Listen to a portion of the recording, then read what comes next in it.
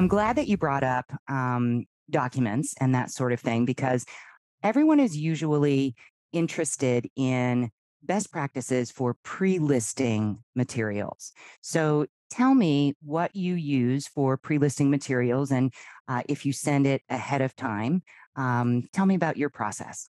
So I feel like everything has changed, and that years ago, you have to remember too, I was in the business before email. So we had to collect email addresses. That was a challenge. Right.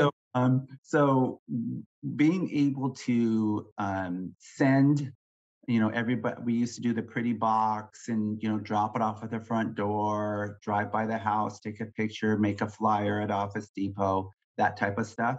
We did a lot of that over the years. And I feel like I've gone away from that. And I've gone away from a pre-listing drop-off and mailing pack materials in advance. If they're like me, I look at my clients. I don't check my mail. My wife checks the mail, and every so often, and then we divvy it up, and you take care of that, and you take care of that. So I always feel like that's my client too. They're so busy. What I do is I collect a email address right up front over the phone for both for any of the decision makers that are going to be selling the property. And that's also a critical question when that call comes in. It sure is. Yeah, but what we do is I send in advance as much as I can digitally. So they're going to get brand videos. They're going to get sample property websites. They're going to get sample listing brochures. Any marketing collateral pieces that I can send and not overwhelm them. I won't give my whole presentation, but I'll give about 75% of it. I always want to, the way I always taught is always leave them wanting some more. And so I'll leave some more stuff so that when I go into that meeting, so when I send that stuff in advance, I'll also send lots of times I will be sending a welcome video message. And so I'll say, I'm looking forward to seeing you guys tomorrow. I'll do a meeting confirmation. In advance of that, I've compiled this stuff for you. Take a look at it. We have a really good brand journeys video from Sotheby's International Realty that says the life of a listing. So I include a lot of marketing assets in that introduction email in a pre-listing appointment. And lots of times when I go to go ahead. Yeah, I wanted to back up and just really kind of draw out that nugget that you are recording an individual video for each appointment, right? This is not just one that you have in store. Totally, It's probably totally. scripted, similarly, Yeah. but that personal touch in a video message, really that stands out to me. So I wanted to Yeah, and it's follow pretty. up. Yeah, and I'll tell we use the software, and we use the software for that, and we can put in the links and stuff for our information. But you're right, so we make it personal. The last thing I want to do is make it feel cookie cutter. I want to make sure that I address them by name in the video. Make sure that I talk about how excited I am to see them, and I'm looking forward to it. And so we confirm all that. So you're right. So we do have a system for that to get that stuff out there. Would you share what software you use? I know everybody's going to want to know. Sure, sure. So we use a product called BombBomb. So BombBomb allows us to have pre-canned emails, and then you can just go in and record the video. I changed I edit the email message, and I already have my links built in, and I have my video message already built into the BombBomb, and it's a great tool that we use. Excellent, excellent. Thanks for sharing that. I know a lot of everybody always wants to know All the out the tool. Don't, resources. Yeah, yeah, yeah.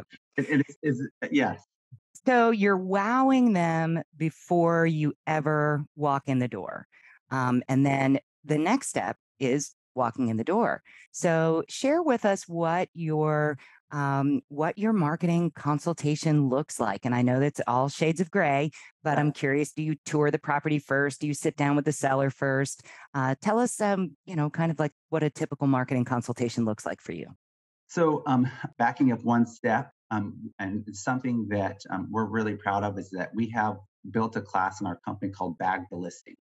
And it's called How Do You Bag Your Listing? And so And we have literally a bag, and we of all the marketing collateral pieces that you're going to present to the customer.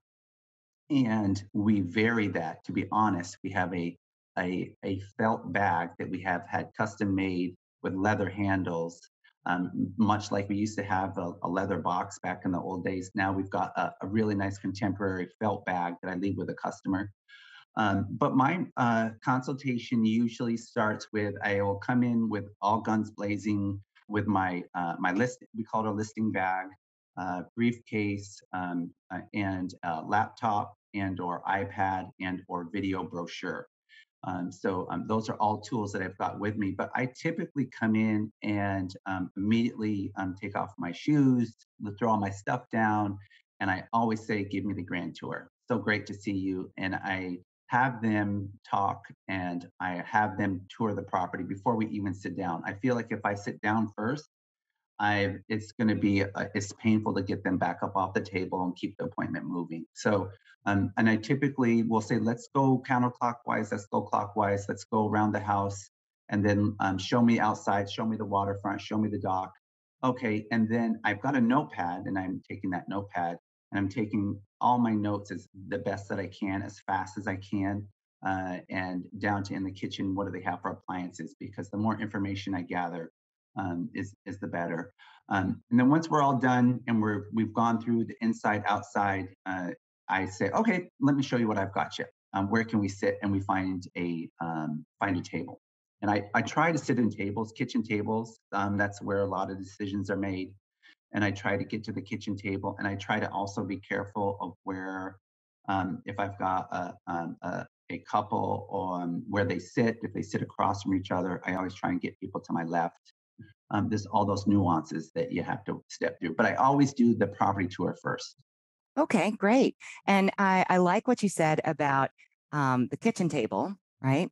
Mhm. Or even, there's other places that always are more comfortable for people instead of the formal living room that only gets used Right. for things like this, for stuffy meetings. So I love that. I love that.